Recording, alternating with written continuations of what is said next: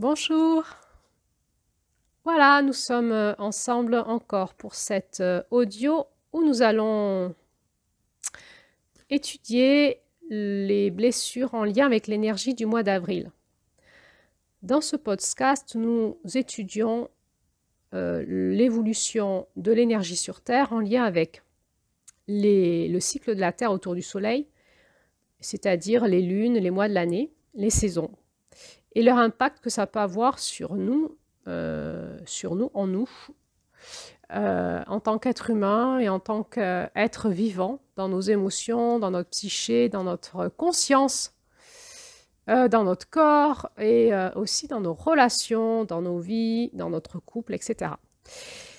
Nous prenons comme référentiel le référentiel de l'année et on étudie donc chaque mois de l'année les énergies que nous rencontrons. C'est un référentiel qui nous parle d'un cycle d'évolution. Et nous pouvons utiliser ce référentiel pour tous les cycles que nous traversons dans notre vie. Pas forcément que celui d'une année, mais tous les cycles, ça peut être le cycle de notre couple, ça peut être le cycle de notre vie. On peut relier les énergies des mois à des grandes périodes de notre vie, aux âges de notre vie. Ça peut être le cycle d'un emploi, par exemple, où à la fin d'un cycle, on sent qu'on a envie de changer de poste ou de travail. On observe dans nos vies comme ça qu'il est possible qu'on évolue par cycle et qu'à un moment, on se sent à la fin d'un cycle et puis que ça va amorcer un changement, un renouveau et puis qu'à un moment, on se sent dans un nouveau cycle. Donc avril nous parle de cette période, si on reprend le cycle de la journée. Avril, donc, on a vu que c'était le petit matin entre 7h30 et 9h30 de la journée. Et donc, ça correspond à cette période dans tous nos cycles, en fait. C'est une période après avoir démarré le cycle, c'était mars. En avril, on est dans l'énergie du démarrage. Dans notre vie, ça correspond aux énergies de notre petite enfance.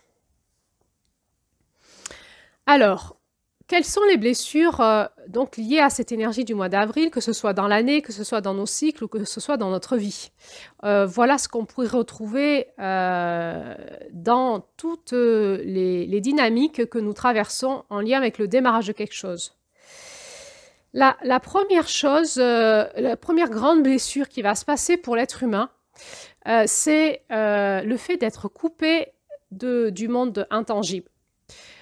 Nous savons aujourd'hui que les enfants sont reliés, quand ils arrivent sur Terre, les bébés et puis les petits-enfants voient le monde de l'intangible. Ils ont des visions, ils perçoivent, d'ailleurs ça anime aussi leur jeu. Ils sont dans l'autre monde, ils sont aussi beaucoup dans l'imaginaire, dans les symboles, ils parlent de manière symbolique. Et parfois, ils disent des choses, ils disent voir des choses, ou comprendre des choses où ils nous parlent de façon symbolique et nous, les adultes, ça peut nous déranger. On ne sait pas quoi répondre. L'enfant, il va être coupé petit à petit de l'autre monde par la rationalité de l'adulte, où on va invalider ce qu'il nous raconte. On va essayer de rationaliser parce qu'on n'a pas la même vision du monde que lui. Lui, il a une vision, il est relié aux deux mondes, et puis il a aussi une vision émotionnelle, puisqu'il est en train de développer son néocortex, et une vision beaucoup plus aussi corporelle, ça on le verra au mois de mai. Et nous, les adultes, nous avons développé notre vision très rationnelle et très pauvre finalement de la réalité de notre monde, et nous allons couper l'enfant de cette réalité dans laquelle il est pour le façonner, le formater à une réalité beaucoup plus rationnelle et liée à l'illusion du voile de la réalité. Alors, qu'est-ce que ça va faire? Donc, l'enfant va s'adapter à ça, il va se couper, il va couper ses perceptions, il va prendre un regard beaucoup plus rationnel. Alors, l'adaptation à ça, elle se fait soit en excès, soit en défaut. Et on va retrouver une éducation en lien avec la présence du monde tangible et intangible, soit en excès, soit en défaut. En excès, ça va être Oui, oui, l'intangible existe.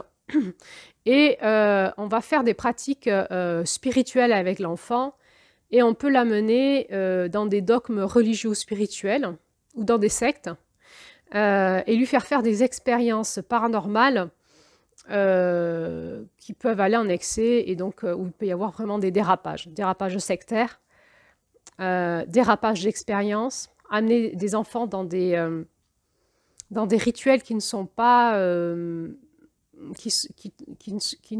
qui sont peut-être, admettons, mal protégés au niveau du monde de l'intangible et connecter l'enfant à des énergies malsaines qui va l'amener dans une explosion de sa protection vibratoire énergétique de son espace sacré et va créer des dommages dans son être profond. On peut aussi vivre l'effet inverse, hein, une famille qui serait très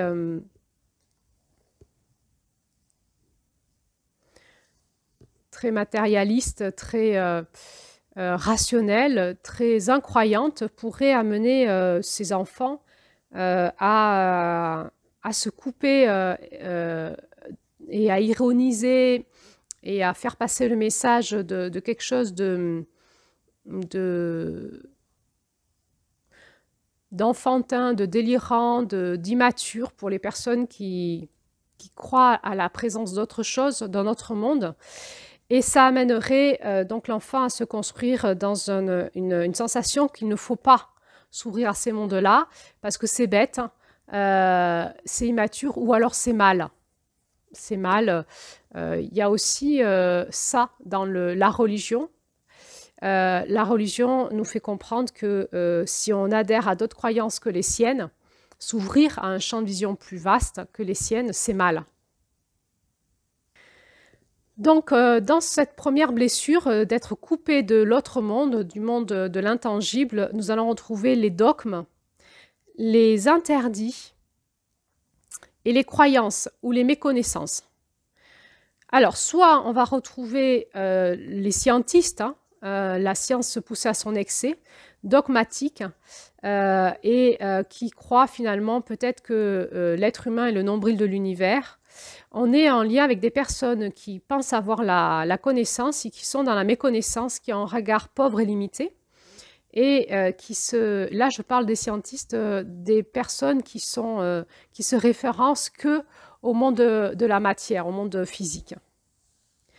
Il va y avoir un manque de recul sur notre vie si on est dans cet espace-là où nous allons tout interpréter comme si on avait le nez dans le guidon, sans avoir un regard de recul. Et ça va nous amener dans une souffrance, hein, une souffrance parce qu'on va perdre le sens de notre vie et on va croire ce qu'on voit, et ce qu'on voit, c'est juste une réalité fausse. Et du coup, c'est comme si nous-mêmes, on était dans un grand délire, celui de l'illusion de ce que l'on voit. Il va y avoir par opposition l'ignorance. Les personnes qui ne se renseignent pas, ne parlent jamais de ça avec leurs proches, ne côtoient pas des personnes qui ont accès à d'autres mondes ou refusent de parler avec elles par peur ou par croyance que de parler avec une personne qui fait par exemple des voyages chamaniques ou qui est médium ou qui a fait une expérience de mort imminente ou qui va voir une voyante, c'est mal, ou en fait on peut vivre énormément de mécanismes de défense dans les conversations où c'est des sujets qu'on n'arrive pas à aborder ensemble. Et donc il y a des personnes qui ne savent même pas que ça existe, qui sont vraiment dans l'ignorance du monde intangible et de ses lois, de ses règles, de comment ça fonctionne, et avec la croyance que c'est mal ou que ça n'existe pas, c'est juste du monde de la croyance. Donc ça va créer des scissions, hein, dans les familles, dans les couples, entre les enfants et les parents, dans les villages, dans les villes, entre les voisins, les amis. Et ça pourrait aussi créer des ponts. Parce que ça peut être des conversations super intéressantes à se faire un soir autour d'un barbecue, sous les étoiles justement, l'été.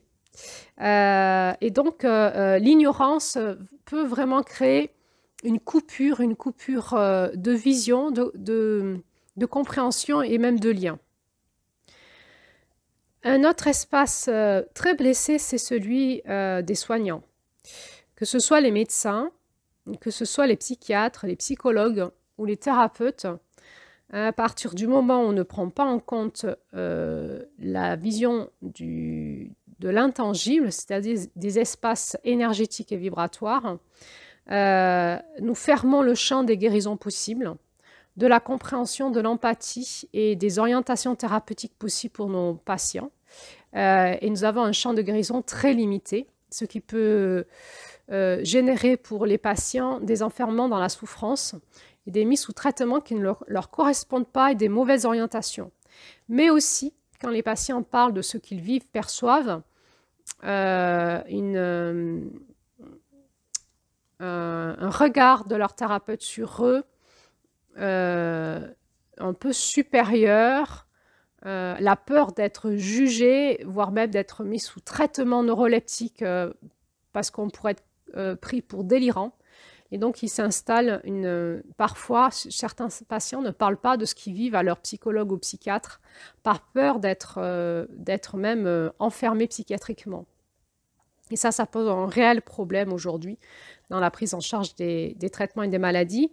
On va retrouver ce même problème de communication entre des soignants qui travaillent dans les espaces énergétiques et vibratoires et des psychiatres où il y a une difficulté, ou des médecins où il y a une difficulté d'avoir un travail en collaboration, un dialogue entre nous.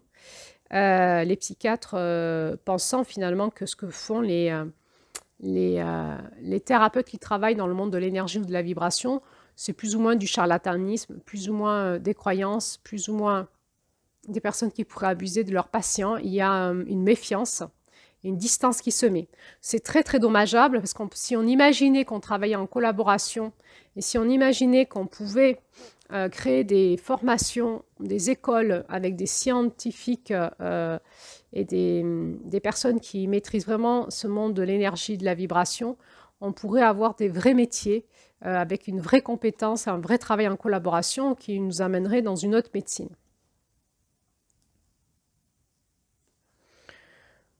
On va aussi trouver dans cette première blessure, qui est donc cette blessure d'être coupé de l'autre monde, du monde de l'intangible, on va retrouver le refus de la remise en question.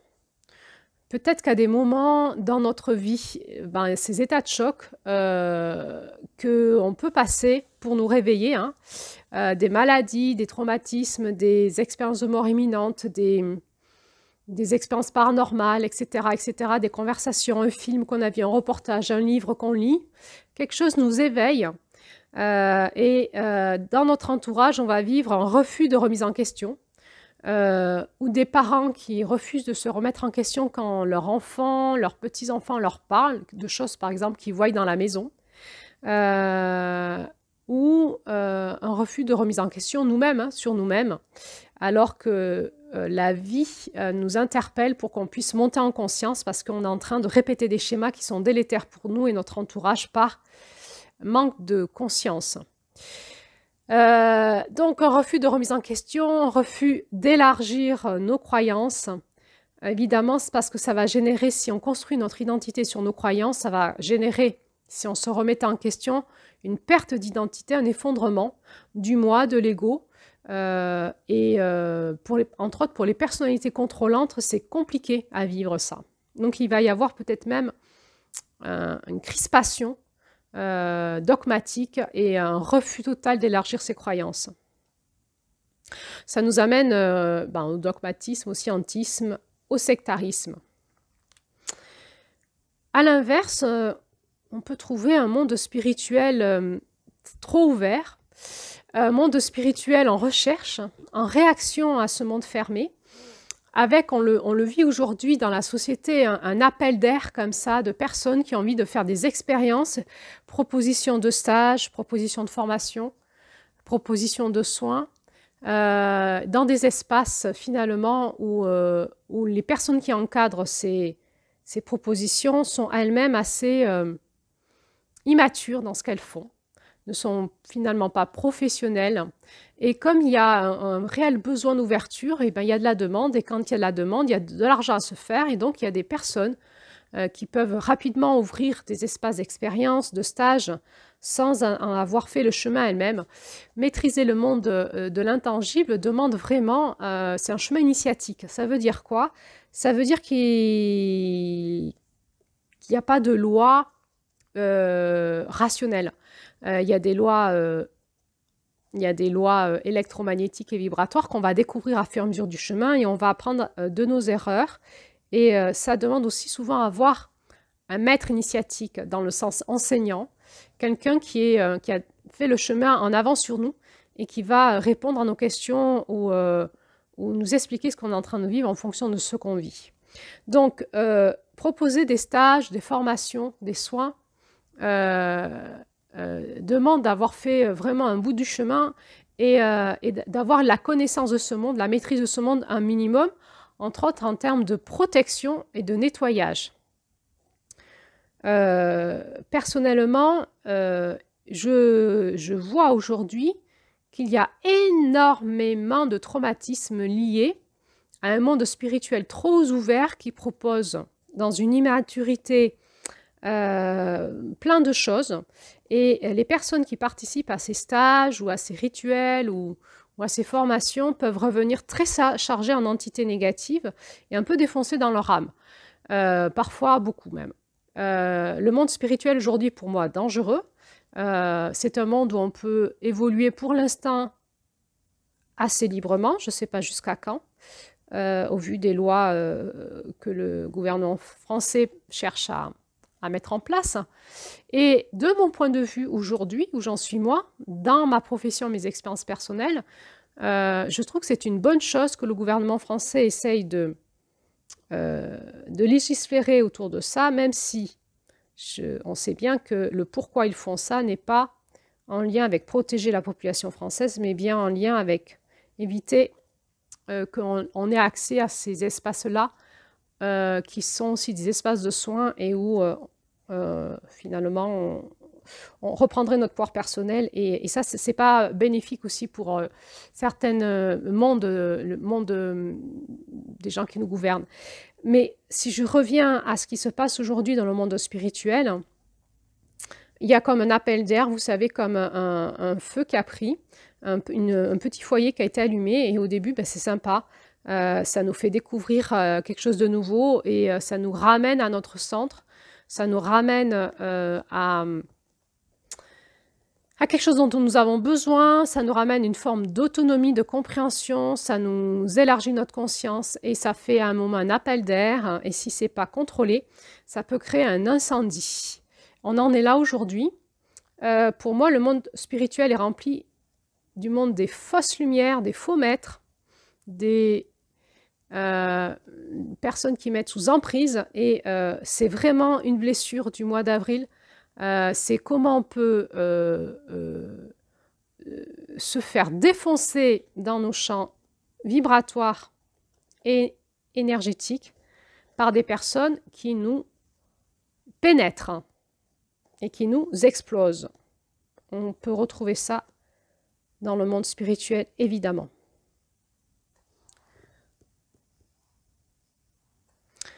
Bon, là, c'était mon coup de gueule. Hein.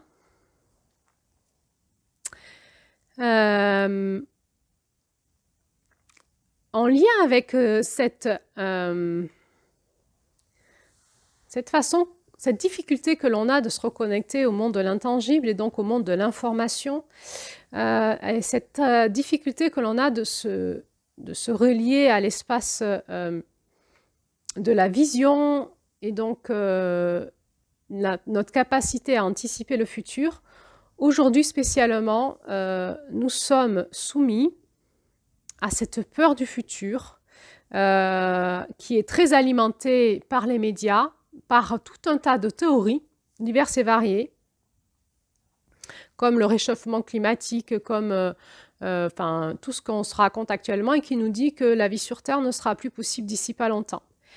Il y a beaucoup de peur et cela peut générer chez nous de la sidération en lien avec la projection dans le futur et en lien aussi avec le sens de la vie. On se rappelle que la porte de l'Est, c'est la vie. Et aujourd'hui, il est probable qu'au niveau sociétal, dans le contexte dans lequel on a une grosse blessure en lien avec notre porte de l'Est. Hein. C'est mais quel est le sens de la vie aujourd'hui? Quel est le sens de faire des enfants? Où vont nos enfants? Quel est le sens de notre futur? Est-ce que notre futur est sécure? Et est-ce qu'on a envie d'avancer? C'est-à-dire, quelque part, est-ce qu'on a envie de se lever, de sortir de notre lit, puis d'aller acter notre vie? Ou est-ce qu'on préfère rester au lit parce que notre futur nous est donné comme dangereux? Alors, ça peut générer chez nous des états de sidération, des crises existentielles profondes, des difficultés à faire des choix pour notre futur en lien avec notre présent. Et cela nous demande de retrouver une grande autonomie en nous-mêmes, c'est-à-dire de prendre ce temps de recul, ce temps de silence, arrêter de parler avec nos amis, que ce soit dans les courants alternatifs ou que ce soit dans d'autres groupes qui sont peut-être moins alternatifs. Mais en fait, les deux sont pour moi la pièce d'une même monnaie. Finalement, ce qui se passe dans nos conversations, c'est qu'on se génère beaucoup de peur par nos questionnements, par nos croyances, par nos filtres sur la réalité, le futur. Et pour retrouver la paix intérieure, l'ancrage et se redresser dans notre masculin pour dire en avant, on va construire ce nouveau monde, ça nous demande une force dans notre masculin qui est la force de se mettre en recul, dans la solitude, d'aller passer notre porte-mare, c'est-à-dire d'aller checker tous les espaces de vision qui sont possibles à notre niveau pour monter en conscience et ensuite d'aller voir de l'espace où on est dans l'intangible, notre futur pour prendre les décisions dans le présent. Ça demande donc de grandir dans une grande forme d'autonomie et prendre notre place sur Terre dans cette nouvelle société qui essaye, ce nouveau monde qui essaye de se créer. Nous sommes sur Terre et c'est nous qui le sommes en train de le créer. Nous avons notre place à y prendre. Et donc, la capacité d'aller voir loin nous donnera cette capacité à sentir quelles sont les décisions que nous allons prendre aujourd'hui pour pouvoir ancrer notre vie, notre présent, pour pouvoir créer ce futur qui est plus en lien avec ce que nous dit la vie et l'amour en nous. Finalement, sur cette dernière partie, on est un petit peu dans l'espace de la prophétie. Monter en capacité dans notre espace prophétique pour se caler sur une réalité en nous, celle de tous ces multi-regards, et entre autres en incluant la capacité à voir loin, ancrer en nous cette paix en lien avec ce que nous dit tous nos espaces de conscience. Finalement, la peur nous fige. En fait, tout ce que l'on anticipe est le fruit de notre peur et de notre mental. Et ça ne va pas se passer comme ça, en fait. Donc, ça nous demande la volonté d'aller changer de regard, d'aller changer de réalité et de se préparer vraiment à lâcher tout ce que l'on croit dans la réalité dans laquelle nous croyons être aujourd'hui, dans ce que l'on nous dit être, pour pouvoir repartir dans la confiance que si nous sommes sur Terre et en vie, c'est que nous sommes pris en charge par l'amour, et aller voir ce que l'amour en nous nous dit, aller le voir, aller faire confiance à ce qu'on entend et lâcher prise à nos peurs, à nos croyances. Sinon, nous allons rester dans nos questionnements, dans nos peurs, nos anticipations erronées, dans tout ce qu'on va se raconter entre nous qui va générer de l'angoisse collective. Et donc, ça nous demande une grande capacité d'autonomie d'aller retourner dans notre cœur et d'aller voir ce que l'amour nous dit en lien avec le concret, le tangible. Alors, pour faire la transition entre cette première blessure qui est « je suis coupé de l'autre monde, coupé de l'au-delà, coupé du monde du haut, coupé du monde du ciel, coupé de l'intangible » et dans ma réalité, dans la matière, ça appauvrit, et ça m'enferme et ça me met dans la peur et dans le non-amour et dans la réaction.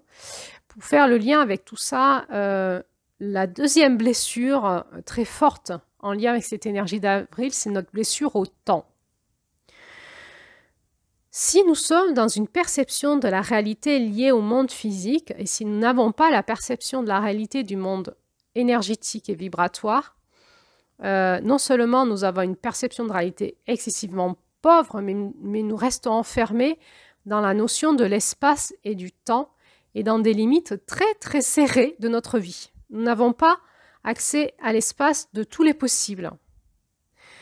Et c'est la maladie de notre siècle. Nous manquons tous de temps, nous courons après tous le temps qui passe. Nous n'avons pas le temps, nous courons et nous disons toujours que tout ce qu'on dit c'est bien beau, mais nous n'avons pas le temps. Toute personne qui dit qu'elle n'a pas le temps, c'est vrai, mais c'est parce qu'elle a un référentiel dans le monde physique. La circulation de l'énergie de vie qui passe du monde physique au monde énergétique vibratoire, du monde vibratoire au monde énergétique et physique, ça c'est notre vraie réalité. Et dans deux espaces de nous, l'espace électromagnétique et vibratoire, le temps n'existe pas. C'est-à-dire que nous pouvons en permanence réinformer notre notion du temps à partir du moment où on élargit notre regard et nos connexions. Alors là, je sais que je risque de parler chinois pour beaucoup de personnes, mais à partir du moment où vous lâchez la notion du temps et de l'espace et que vous vous en remettez à la perception énergétique et vibratoire de votre journée, par exemple, eh bien vous allez voir que le temps de la journée va changer. Vous allez voir que votre temps va s'allonger et que vous allez aussi passer à l'action de manière différente que si vous n'étiez pas dans ces perceptions-là. Le fait de vous reconnecter au monde énergétique et vibratoire vous donne une perception du temps tout à fait différente, avec la sensation que vous avez l'éternité devant vous et la sensation que les priorités que vous mettiez dans le monde de la matière n'en sont plus. Donc il y a des choses que vous allez lâcher, ne plus faire différemment, ou déléguer, ou tout simplement, la notion du temps, elle est très aléatoire, c'est la projection de notre mental qui définit le temps. Il n'existe pas. Donc, on peut le remanier comme l'on veut. Finalement, je parle là de la capacité à retrouver la gestion de nos énergies. C'est pour moi la grande qualité du masculin sacré, c'est ce masculin qui apprend à être le gardien de son énergie. Pour pouvoir y arriver, nous devons nous reconnecter aux autres mondes et cela nous demande de la discipline. Prendre le temps. On n'a pas le temps, mais il faut ralentir et prendre le temps de ralentir. Sinon, nous n'y arriverons encore moins. Mais j'ai pas le temps. Mais prends le temps. Mais j'ai pas le temps. Prends le temps. J'ai pas le temps. Prends le temps. Prends le temps tous les jours. Mets-toi une discipline en place et reconnecte-toi. Si tu n'as pas le temps de te reconnecter, tu vas mourir en fait dans le pas le temps. Ralentis. Ralentis partout. Dans tous les espaces de ta vie, ralentis en avril. Reconnecte-toi. Instaure la discipline de vie qui va faire que ton énergie de vie va se remettre à circuler et que tu vas pouvoir choisir ton chemin dans ce qui est bon pour toi, y aller et cheminer. C'est en avril que tu mets ça en place. Ensuite, effectivement, mai, juin, juillet, les choses vont s'accélérer. Tu vas passer dans la matière. C'est maintenant. Prends le temps, ralentis, observe, écoute, vois loin, redécide, fais tes retournements et vas-y dans ce qui est bon pour toi. Dans cette nouvelle discipline que tu vas mettre en route, qui va être bonne pour toi. Ensuite, on va arriver aux blessures de notre âme. Hein. Les blessures d'avril sont en lien avec quand la dualité est allée trop loin et que l'esprit humain est devenu trop pauvre dans sa conscience, dans sa perception, dans la conscience de ce qu'il fait, l'esprit de l'être humain devient pauvre, il devient bête et méchant. Et il va avoir des actions qui peuvent aller jusqu'à l'abomination. C'est peut-être que les blessures du mois d'avril sont aussi en lien avec les blessures du patriarcat, de la domination d'un masculin pauvre et méchant, j'ai envie de te dire, et dogmatique, qui n'avait pas cette perception de la conscience du masculin, du féminin, et de la vie, en fait, et des lois de vie. Et donc, il y a une perte d'empathie, il y a un besoin de domination avec ses croyances, avec ses structures, avec ses dogmes, ses religions, son scientisme, etc. Et il va y avoir dans la domination une perte d'empathie, une perte de culpabilité. Le fait de se sentir coupable quand on fait quelque chose de pas bien, c'est important de le garder, ce sentiment de culpabilité, pour rectifier, s'excuser, rectifier, réparer. Et ça peut aller jusqu'à la mise en place de la psychopathologie et du psychopathe. Donc évidemment, on dit que notre société est une société qui crée la perversion. Le psychopathe, le pervers narcissique, on les voit de plus en plus dans nos gouvernements, mais aussi en tant que chef de nos entreprises, de nos banques, chef des armées, chez nos juges, dans notre police, en fait, on les voit partout, dans nos maisons. Bon, donc c'est une société qui est en bout de course et qui, à l'extrême de cette perte de conscience, va générer jusqu'à l'abomination. Et là, on est sur toutes les blessures que l'on fait, la pédocriminalité, tous les trafics d'organes. Je ne rentre pas là dans toutes les abominations qu'on peut faire sur les enfants aujourd'hui. Et c'est des choses qui sont, si on se donnait la peine de les écouter, qui sont accessibles maintenant. Certaines personnes en parlent sur Internet et qui probablement, on l'espère, vont ressurgir dans le futur à la conscience. Mais là aussi, il est plus facile pour nous de fermer les yeux et de continuer notre vie un petit peu comme ça sur nos rails. Et on arrive à une société qui ne sait plus prendre soin de ses enfants. Et là, on est vraiment dans l'abomination, on arrive dans l'intelligence artificielle. Et ça nous pose des grands questionnements. Jusqu'où on va aller ? On est encore dans une société qui abuse des femmes et où le conditionnement sexuel est tellement énorme avec la pornographie, avec tous les films que l'on regarde, tous les schémas sexuels qui nous sont proposés sont juste des schémas, la plupart du temps, très immatures, très en dehors de la réalité de ce que nous sommes. Et quand on élargit notre regard et quand on regarde le monde dans lequel on est et ce qu'on propose à nos enfants, quand on élargit notre conscience, on s'aperçoit qu'on est vraiment une société très immature, très bébé. Alors à ce niveau-là, j'avais envie de vous partager des réflexions que se font certains scientifiques qui travaillent sur les mondes quantiques et les astrophysiciens qui se posent des questions par rapport aux confins de l'univers et éventuellement, est-ce qu'il existe des vies extraterrestres ? Quand on élargit notre regard, quand on regarde un petit peu ce qui se passe autour de nous, il est évident que la réponse serait plutôt de dire probablement, c'est fort probable au vu de comment on semble comprendre qu'est fait l'univers, que nous ne sommes pas les seuls dans cet univers. Et là, vous dire en fait des réflexions que j'ai entendues de certains scientifiques qui expliquaient, qui essayent de dater le début de notre univers, la naissance de notre univers, en lien avec la naissance de la planète Terre. Et en fait, ils expliquent que la Terre, c'est une planète bébé. Par rapport elle a un âge très petit par rapport à l'âge de l'univers. On est peut-être un peu une planète Terre qui est encore peut-être un peu dans l'âge d'avril, quoi. Et ils expliquaient que notre évolution scientifique, elle est très bébé. Notre perception des choses, notre compréhension du monde, il est très bébé. Nous ne comprenons rien, en fait. Et ils nous expliquent qu'il est possible qu'il y ait des civilisations sur notre planète qui aient des milliards d'années d'avance sur nous en termes de technologie. Et que c'est pas parce que nous on les voit pas qu'ils nous voient pas, voire qu'ils ne nous visitent pas. Mais au vu de l'espace, de l'univers ou des univers, si nous restons dans nos connaissances actuelles, nous ne pourrons pas explorer l'univers. Il faut pouvoir avoir cette capacité de voyager à travers le temps, l'espace, pour pouvoir accéder à des mondes qui sont infiniment lointains.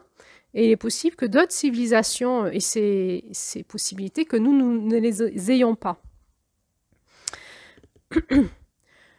Je sais que c'est des sujets qui commencent à apparaître aujourd'hui dans le monde des médias, les gouvernements, la NASA, le gouvernement américain, certains astrophysiciens, certains pilotes de chasse, aussi certains militaires commencent à en parler publiquement.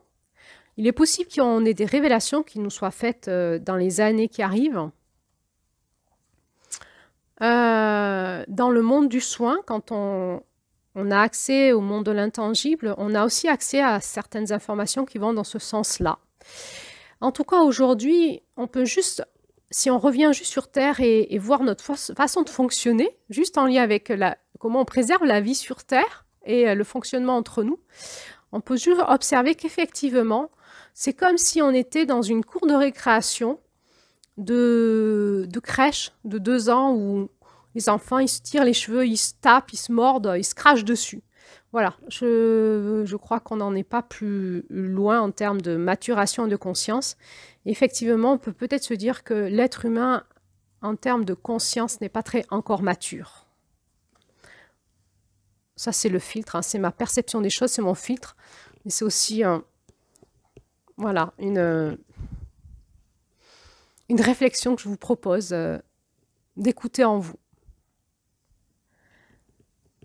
Alors, finalement, on s'aperçoit que cette capacité à nous faire retrouver la conscience du monde de l'intangible peut vraiment nous mettre dans une posture pas facile. Si on accepte de grandir, si on accepte de s'autonomiser, si on accepte aussi d'apprendre à se protéger dans ces mondes-là, d'y voir plus clair, si on apprend à avoir du discernement, à monter en conscience, ça c'est un chemin d'éveil, c'est ce qu'on appelle le chemin d'éveil. Il n'y a rien de transcendantal dans l'éveil, ça peut être transcendantal, mais la première partie de l'éveil, c'est de prendre conscience de l'absurdité dans laquelle on est. De prendre conscience de l'absurdité dans laquelle nous-mêmes nous co-créons dans notre couple, dans notre façon d'être en lien, dans nos relations, dans notre perception du monde, en lien avec nos propres blessures. La prise de conscience fait mal. Et à partir du moment où on a pris conscience, on ne peut pas revenir en arrière. Une fois qu'on a grandi, on ne peut pas revenir dans la naïveté dans laquelle on était avant. Alors, les avantages, c'est qu'on va récupérer de la liberté, de la joie, de la conscience, une liberté de choix. Et la joie en lien avec pas une joie naïve qui se cache, qui se voit la face en voulant continuer à jouer dans la cour de récréation d'une crèche, mais une joie de l'adulte qui a retrouvé sa liberté à être, qui est sorti de ses conditionnements et qui a retrouvé sa liberté de décider.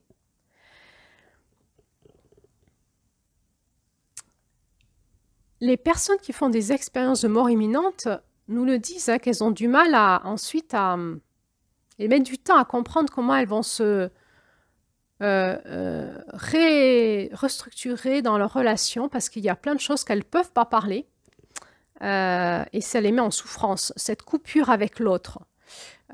J'ai des perceptions d'autres mondes, j'ai un autre niveau de conscience, je comprends d'autres choses et les gens que je côtoie, mes proches, ne peuvent pas le comprendre et si j'en parle, on me regarde bizarrement, voire on se moque de moi, voire on m'avertit que je suis quelqu'un de dangereuse, de vrillée. Ça devient compliqué.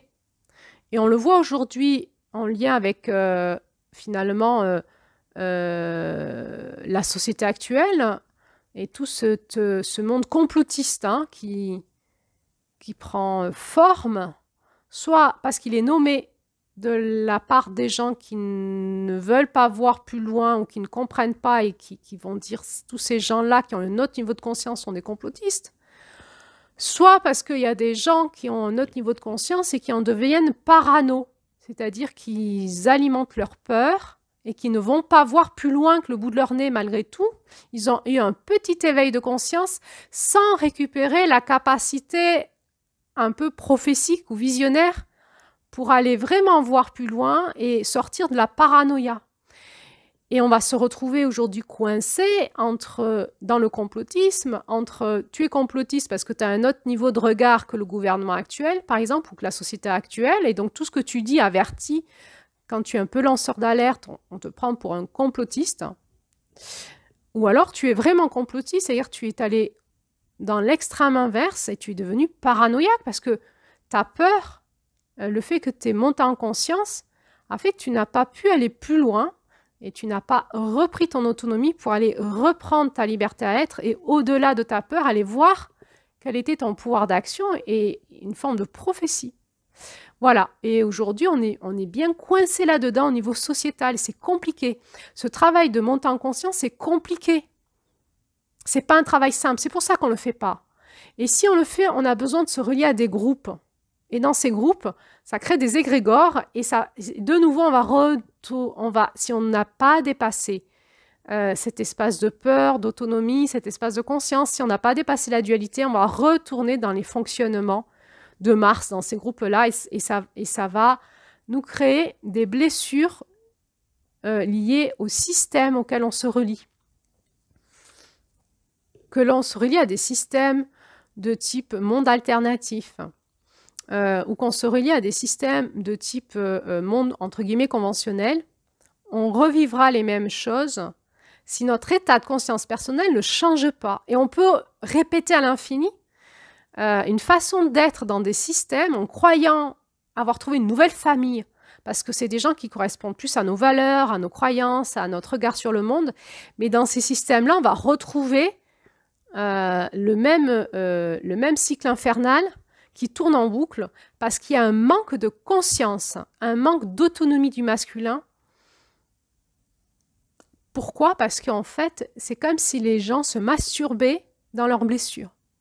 Voilà, c'est juste qu'ils ont fait un petit pas de plus, mais qu'ils n'ont pas fait ce saut quantique de conscience. Ils ne sont pas passés par la faille, par le portail énergétique, et ce petit pas de plus fait que l'ego s'en empare, ce sont des êtres éveillés, ils ont tout compris, ils avertissent et ils deviennent paranoïaques, et c'est des prophètes du malheur. Et ça, c'est pas OK du tout. C'est pas du tout l'énergie de la femme qui voit loin. Ce masculin dans la femme qui voit loin, il dépasse tout ça de très très loin, il repart vraiment, il passe par des portails énergétiques, il va voir loin et quand il revient dans sa posture, dans son corps, ce qui va acter, c'est quelque chose qui est radicalement différent de ce qui se passe dans notre société. C'est un autre paradigme. Ce masculin d'avril, il crée un nouveau paradigme.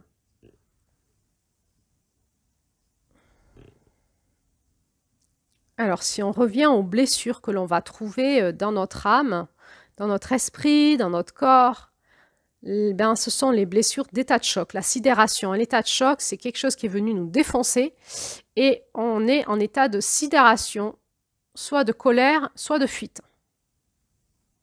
Sidération de l'âme, du corps, de l'esprit, l'incapacité à aller comprendre les choses plus loin, l'incapacité à bouger, notre système nerveux qui réagit en réaction, en procrastination, sidération dans l'âme avec des blessures qui tournent en boucle. Alors, il faut les repérer, les nommer, chercher des personnes qui peuvent nous aider. Il faut prier, on retourne dans l'énergie de Mars. On est tout à fait bloqué dans notre dualité, on prie et on va essayer de trouver une femme qui voit loin, qui va nous guérir. Hein, des personnes qui vont pouvoir nous faire faire des récupérations d'âme, prendre soin de nous, sur tous nos plans, esprit, âme, corps. On a vu dans ce conte, le corps est très important. Rassembler, remettre dans la sécurité, faire ralentir le système reptilien. Le système reptilien, c'est notre système nerveux qui est responsable de notre survie. Et s'il est en état de choc, il peut rester comme ça des années en train de nous informer que nous sommes en état de choc, que nous allons bientôt mourir. Et c'est réinformer le système nerveux reptilien, c'est de la thérapie psychocorporelle. Il faut trouver les bons thérapeutes, les bonnes pratiques pour enlever dans ce système nerveux de survie l'information de choc, de mort, de danger imminent. Alors, ça va créer des états de choc post-traumatiques avec des changements de caractère, des changements de comportement, des phobies, etc., etc. On sait hein, que l'accompagnement aux états de choc qui ont été importants, ça va être long. Il va falloir travailler sur tous les plans, doucement, au rythme de la personne, parce que pour la personne, c'est difficile d'aller se replonger dans ses blessures. Alors, on a des techniques aussi où nous, on peut le faire à leur place, en passant par les espaces énergétiques et vibratoires, comme le fait cette gardienne d'Avril, c'est elle qui prend en charge. Et quand Lumière d'étoile a la capacité de revenir dans son corps et en sécurité, elle va lui redonner, quand elle sera prête, son potentiel. Et là, aujourd'hui, nous développons des techniques de soins qui vont dans ce sens parce que si nous faisons passer par leur état de choc, les patients qui nous viennent en état de choc, ils ne reviennent pas en thérapie parce que leur mécanisme de défense est très violent pour eux. Leur mécanisme de défense fait de l'évitement, c'est normal. On va retrouver les blessures d'âme dans l'énergie d'Avril, donc les blessures karmiques, transgénérationnelles. Et on est dans le monde de l'étrangeté quand même. Hein. En thérapie, il ressurgit des images, des choses, et on se demande de quel espace dans le temps, ça nous vient.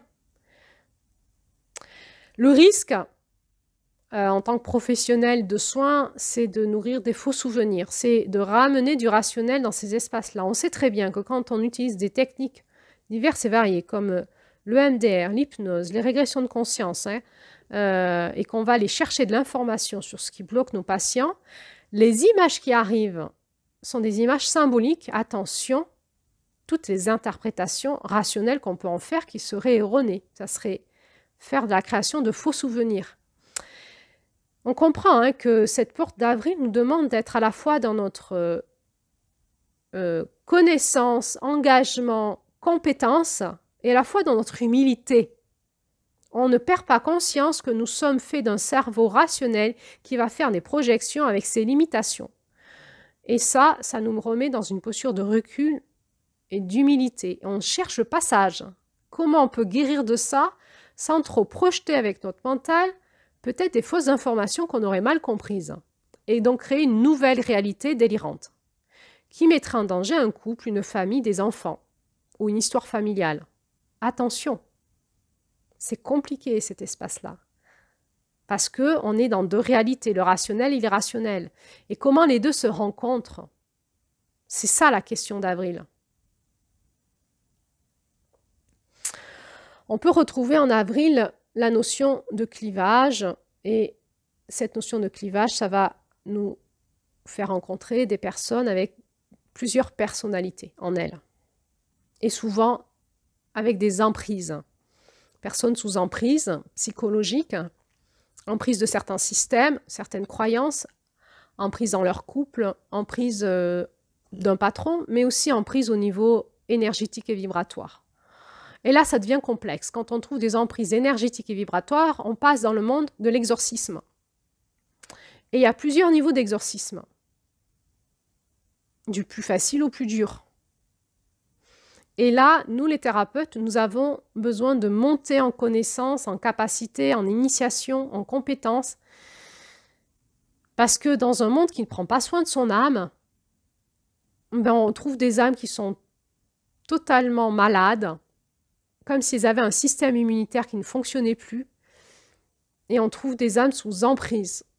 Et de mon point de vue, il y aurait besoin de faire un bel exorcisme à toute l'humanité. Aujourd'hui.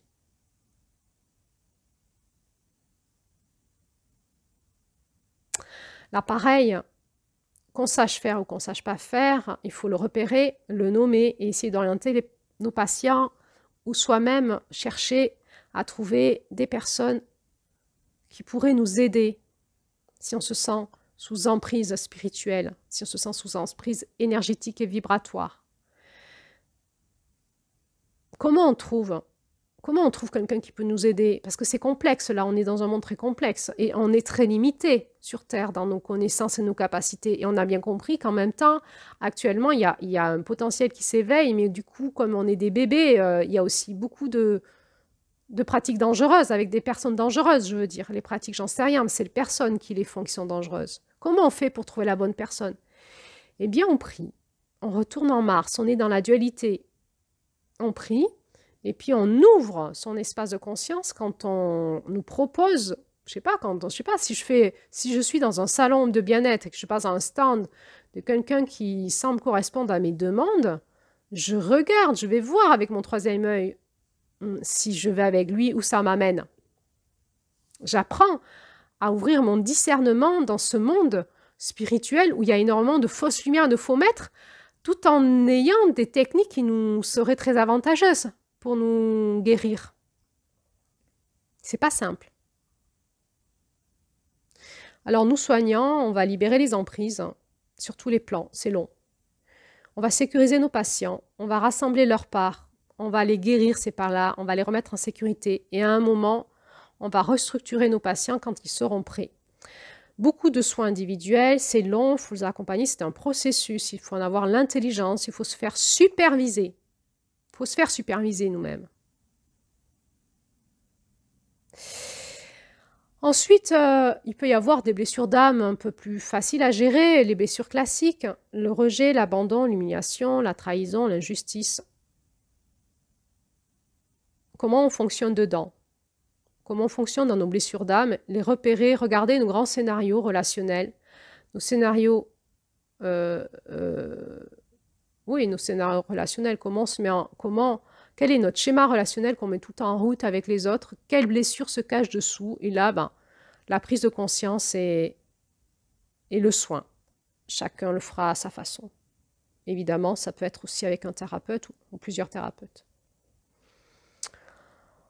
On va retrouver toutes les blessures liées à la sexualité, la pédocriminalité, l'inceste.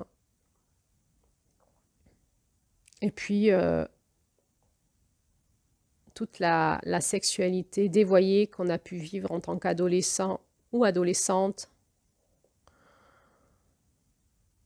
Il va falloir déprogrammer tous nos programmes de sexualité à déprogrammer et toutes les conséquences qu'on en a dans notre âme, dans notre esprit, dans notre corps, dans notre façon d'être en relation, dans nos couples, avec nos enfants. On va avoir des blessures à la sensualité. Les états de choc, les traumatismes sexuels font que les corps se rétractent, on ne peut pas être touché, on n'aime pas trop la sensualité, on n'aime pas trop aller dans l'éveil des sens de notre corps parce que ça nous remet face à nos blessures, nos abus. Je vous rappelle que les personnes qui ont eu des abus sexuels dans la petite enfance ne s'en souviennent pas. Et elles ont des clivages, d'abord parce que si c'était vraiment un petit âge, très petit âge, le néocortex n'étant pas développé, on n'en a pas le souvenir. Et donc, c'est difficile à retrouver en thérapie, par les pratiques de régression de conscience, en tout cas au niveau neurologique, parce que le système nerveux n'était pas mature à ce moment-là, donc il n'y a pas le souvenir dans le néocortex. On peut le retrouver en régression de conscience si les mécanismes de défense nous laissent passer, mais c'est tellement irrationnel que c'est difficile à valider par notre patient ou par nous-mêmes, si c'est nous-mêmes qui avons vécu ça. On va retrouver ces blessures engrammées dans notre corps, dans notre âme, dans notre esprit. Et ce sont nos proches ou nos thérapeutes qui vont petit à petit les détecter et nous en parler doucement. C'est très difficile, très difficile à aborder parce que tout notre système de défense est aux abois pour pas qu'on s'en approche parce que c'est l'extrême vulnérable qui est touché là. Évidemment, il va y avoir du coup ce problème de protection que n'a pas eu l'enfant ou la personne vulnérable. Là, c'est une adolescente qui a croisé une bande d'hommes. Elle n'a pas eu la protection de ces hommes sur elle. Une jeune vierge, une jeune femme appétissante, on la protège, elle est porteuse de vie. Et tout ce qui est problématique de protection physique, énergétique, vibratoire. Je rappelle là les protections qu'on doit mettre en place quand on fait un travail énergétique et vibratoire pour nos patients, pour nous-mêmes. Toutes les problématiques de protection relationnelle, je rappelle là tous les cadres relationnels qu'on doit mettre en place quand on fait de la thérapie de groupe pour protéger les relations au sein du groupe, parce qu'on va ouvrir l'espace des vulnérables, il faut que les relations soient protégées. Toutes les problématiques de protection peuvent nous amener à un syndrome psychotique d'explosement de notre espace sacré, de notre espace vital, vulnérable, et nous amener dans un syndrome psychotique, plus ou moins décompensé. J'ai presque envie de dire le pire étant pas trop décompensé, parce qu'on va dépenser énormément d'énergie à le contenir et à construire autour une adaptation. Et donc, ça ne se voit pas tant que ça, qu'on a un noyau, on appelle ça un noyau psychotique. On en a tous, plus ou moins. Qu'est-ce qui s'est passé dans notre petite enfance? Les chocs, les traumatismes de notre petite enfance vont s'engrammer en noyau psychotique. Le noyau psychotique, c'est la sensation qu'a le bébé ou le petit enfant de ne pas être protégé et de partir en 1000 morceaux. Et il a la sensation que l'autre le pénètre, que l'autre est en lui, que l'autre le domine, que l'autre et lui, c'est la même chose. On va retrouver les personnes qui sont dans l'hypersensibilité énergétique vibratoire et dans le syndrome de l'envahissement, de la contamination. Et là, il va falloir retravailler les protections vibratoires, énergétiques, corporelles, psychologiques, relationnelles, le positionnement, etc. Donc là, c'est du soin, c'est une réparation de notre masculin. Chez les femmes et chez les hommes, la capacité qu'a la femme de voir à qui elle dit oui, à qui elle dit non, comment, et l'homme pareil ensuite, pour pouvoir retrouver nos espaces de protection, d'intégrité de notre espace sacré, de pouvoir protéger notre vulnérable, la vie en nous déjà, dans notre corps, dans notre âme, dans notre esprit, dans nos relations, dans notre cœur, et l'amour en nous, de protéger l'amour en nous. Ce masculin du mois d'avril, il monte en autonomie, et donc ça peut nous faire regarder aujourd'hui à quel niveau d'autonomie nous en sommes dans notre masculin sacré. Bien sûr que c'est un chemin, et parfois on peut faire des sauts quantiques. Courage donc.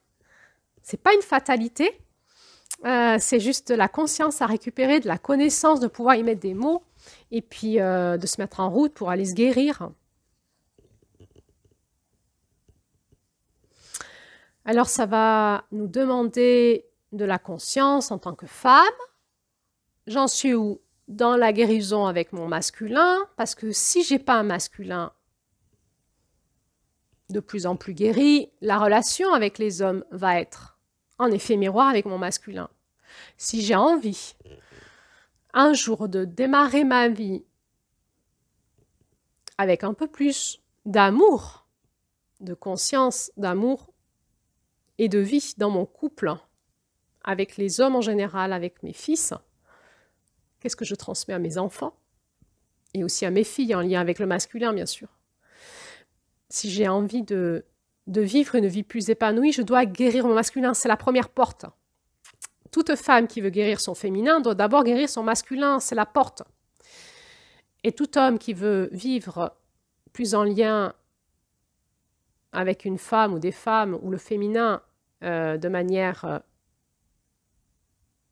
sans prise de tête. Vous savez, souvent les hommes, ils disent « Moi, ce que je veux, c'est une relation sans prise de tête. » Ce qui nous prend la tête, c'est la rationalité. C'est la pauvreté de l'esprit. C'est ta façon de voir le monde et le féminin que tu enfermes dans des cases. Donc, ouvre ton esprit, ouvre ta conscience, reprends la maîtrise de ton énergie, nettoie-toi énergétiquement, parce que dans ta kundalini, qu'est-ce que tu vas mettre dans le corps de ta femme quand tu vas lui faire l'amour en termes d'énergie? Qu'est-ce que tu vas lui dire par ta parole quand tu la soutiens en termes d'énergie, avec ton regard? Est-ce que ton regard est multidimensionnel ou est-ce que tu as un regard fermé? Parce que l'intuition féminine, elle est reliée au multiple. Souvent, les femmes qui viennent me voir en consultation ou dans les groupes de femmes, je l'entends souvent, mais où sont les hommes? On ne les voit pas en thérapie, on les voit dans le tantra, quoi. On les voit dans le monde du tantra, mais un peu dans le chamanisme, mais on les voit pas beaucoup dans le monde du développement spirituel, et ça crée des croyances chez les femmes que les hommes se mettant pas en route c'est à cause d'eux, quelque part, que nous vivons des difficultés dans notre couple ou dans nos vies amoureuses. Ce discours, je le comprends rationnellement. Je ne l'ai jamais compris énergétiquement et vibratoirement. Moi, dans mon cœur, ça me dit, les hommes, ils sont où est le masculin des femmes? Nous sortons d'une période de patriarcat, nous sommes excessivement blessés, nous les femmes. Alors, continuons à guérir notre masculin et nous allons attirer, magnétiser à nous le masculin qui nous correspond. Alors, si on est en couple, ça ne veut pas dire qu'on va changer d'homme, ça veut dire que dans notre relation de couple, il y a des choses qui vont bouger, changer, parce que notre masculin va changer, ça va faire bouger le masculin de notre homme. Ça ne veut pas dire que ça va être simple, il y aura peut-être des périodes de crise. Ça veut dire que peut-être aussi à un moment, on se dira on ne peut plus rester ensemble. Et dans cette vision qui voit loin, on comprendra que peut-être il faut se séparer parce que c'est trop bloqué, trop malade, on ne sait pas. Il n'y a pas de regard blanc ou noir. C'est multidimensionnel, c'est complexe. On retourne dans Mars. Qu'est-ce qui est juste pour moi? Qu'est-ce qui est juste pour nous?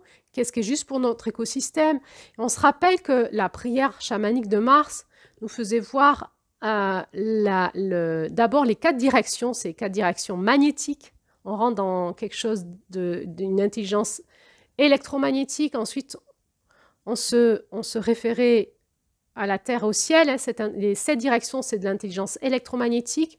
Et ensuite, on allait voir donc dans notre cœur. Et ensuite, on allait se positionner en lien avec plein d'autres directions, dont la direction des étoiles et des ancêtres, du grand mystère de la planète Terre. Et là, on rentre dans des intelligences vibratoires. La prière chamanique de Mars, comme elle nous a enseigné dans ce conte, elle nous permet vraiment d'élargir notre regard sur les 3 plans, le plan physique, le plan électromagnétique, le plan vibratoire. Et la réponse à nos questions, elle n'est pas blanc ou noir, elle n'est pas c'est bien, c'est mal. Elle est, il faut que j'aille voir sur tous les plans et finalement, aller consulter les étoiles, le grand mystère et la Terre, comme Mars nous l'enseigne, c'est finalement être dans la posture de la femme qui voit loin. C'est à la capacité dans les espaces quantiques pour aller voir en finalité de cette prière chamanique de Mars qui est juste sur tous les plans pour aller voir la vérité.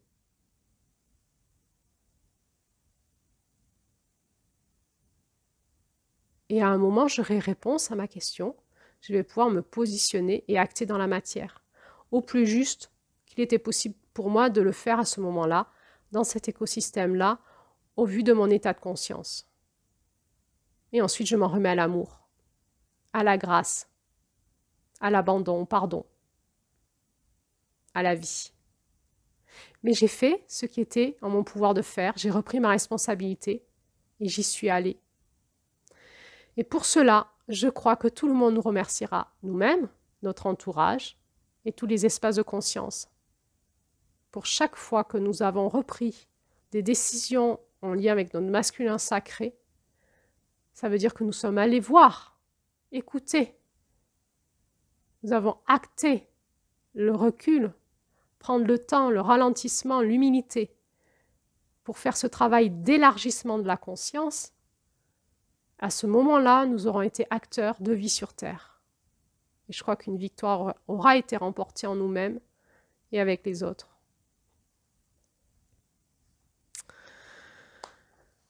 Aussi, une fois qu'on est passé par cette porte d'or, par cette faille de l'univers, dans l'univers, on va accepter une restructuration totale.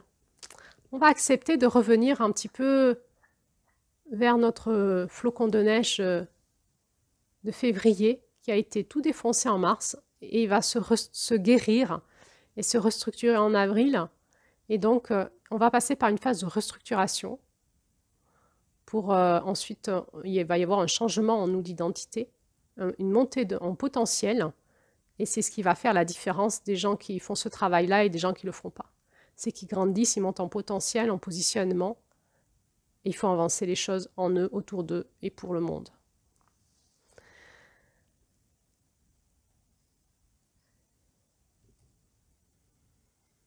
Je vous remercie profondément pour votre écoute. Je remercie tous les courageux qui tiennent le chemin et qui ont réussi à écouter tous les audios depuis le début. Donnez-moi de vos nouvelles. Comment allez-vous? Vous pouvez me poser vos questions dans les commentaires et quand il y aura cette question, je ferai peut-être un audio de réponse à vos questions. J'encourage les personnes qui sont intéressées par ce que je fais et qui ne trouvent pas le temps de me suivre, de se questionner en eux s'ils ont envie de me suivre et comment ils pourraient trouver le temps. Ça ne se trouve pas le temps. Il émerge en nous. Et même si vous tombez par hasard sur mes audios, que vous me suivez en pointillé, j'ai beaucoup de gratitude de savoir que vous êtes là, que vous m'écoutez, parce que moi, ça me permet de parler, ça me permet de m'exprimer, ça me permet de rassembler mes idées, ma puissance, ma connaissance, de transmettre. Et moi, j'ai besoin de vous pour pouvoir le faire. Ça me permet de grandir. Alors, n'hésitez pas à laisser vos commentaires, à liker, à partager, à faire vivre cette chaîne. Elle est entre vos mains, nous co-créons ensemble. Et encouragez-moi, encouragez-nous avec Julie à continuer. Vous avez vu, c'est beaucoup de travail et on en a encore pour longtemps puisque nous en sommes qu'au 4e mois, nous avons 13 mois à faire. En tout cas, je vous remercie pour votre présence et il va y avoir un dernier audio qui va conclure. Qu'est-ce que c'était finalement cette porte de l'Est? Comment on l'intègre? Qui fera une synthèse de la porte de l'Est avant de basculer vers le mois de mai. Mai sera la première lune de la porte du Sud.